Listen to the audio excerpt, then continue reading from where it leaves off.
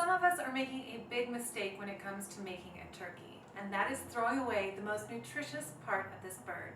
In this video, I'm going to show you a quick and easy recipe that you can make for you and your family that you're going to absolutely love. So keep on watching.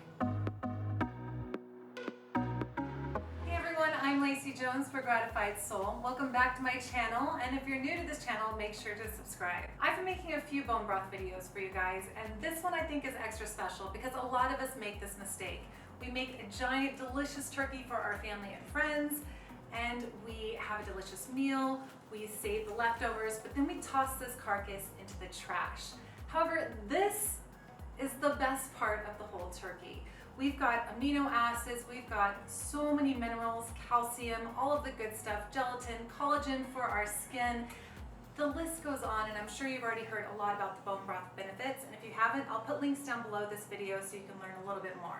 But this video is just a quick and easy thing to do where you're going to take these bones, mix a couple ingredients, and you're good to go, and you have a delicious couple meals for the rest of this week. So let's get started on how to make this bone broth.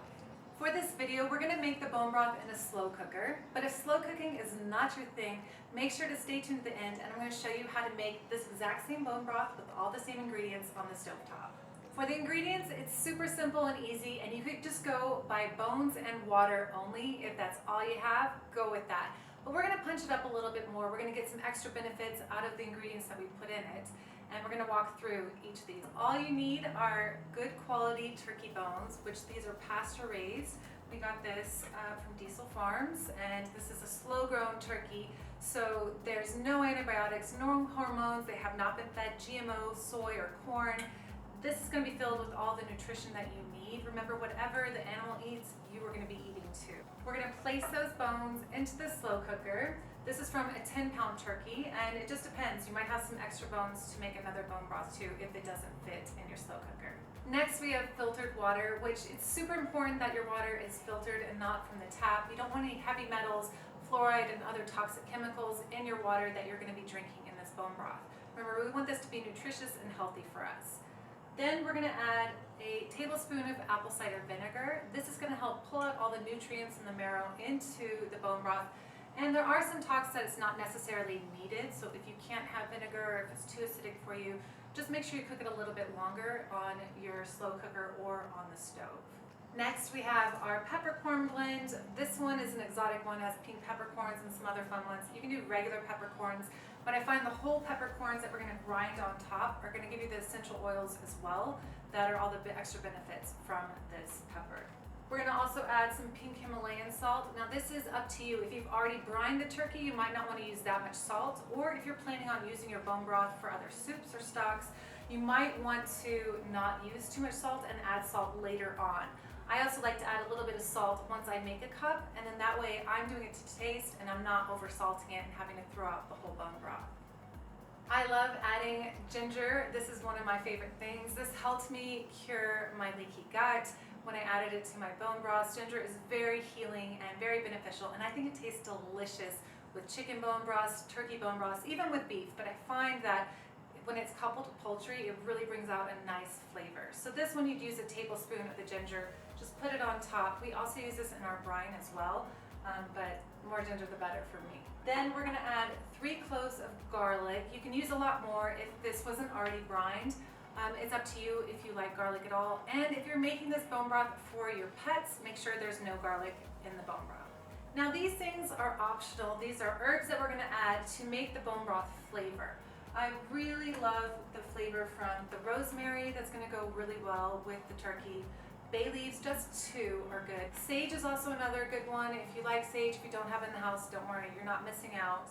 And then Whole Foods also has a poultry herbs blend. So it's got marjoram, it has rosemary, and it also has thyme. And I find thyme is very good in your poultry bone broth. So it's really going to bring out the flavor of the turkey. One bonus tip for you guys is about an hour before you're about to strain your bone broth and it's finished cooking, I would save a couple extra sprigs of rosemary or some other herbs, and then you can add that into the last hour of the bone broth, and it's going to bring a little bit of extra flavor that's just going to punch up your bone broth just a little bit more. Another thing that we're going to do is take the rind of an orange. This gives it a nice zest. You don't want to use the actual orange itself. It's going to change the flavor and also add a little extra carbohydrates you don't need. But you're gonna get a lot of health benefits out of the rind and a nice twisty flavor to it. For the amount of water, don't worry about it. As long as it just covers the top of the bones, you're gonna be good. After all your ingredients are in the slow cooker, put it on low and cook it for 24 hours. Once that's cooked, make sure you strain it into a pot and it's ready to go. You could drink it right then, but be careful. That top layer is gonna be super hot. You can also store it in your fridge for about 5 days to a week. And then you can also put it in glass jars in your freezer for about a year. But make sure to leave just a little bit of room in those glass jars so that the bone broth can actually expand, and make sure that the bone broth has cooled down before you pop it in the freezer. Now, if you've been waiting to the end to see how to cook on a stovetop, I have good news for you. It is super easy to do. All you do is use all those same ingredients and put them in a pot and simmer for 24 hours. Make sure that you don't have anything near the stove if you're going to be doing it overnight, and that you trust the stove that you're working with. I'll just leave that as a disclaimer. We have some bone broth that we've been making from the past couple nights that we added bones from a rack of lamb, and then we also had a bone and ribeye. We threw those bones in together, added some of our favorite flavors, and we just leave it on a simmer. In 24 hours, we have a wonderful bone broth. You just strain it. It's delicious. You can even eat some of the marrow off of it if that's your thing. If not, just drink the bone broth and enjoy.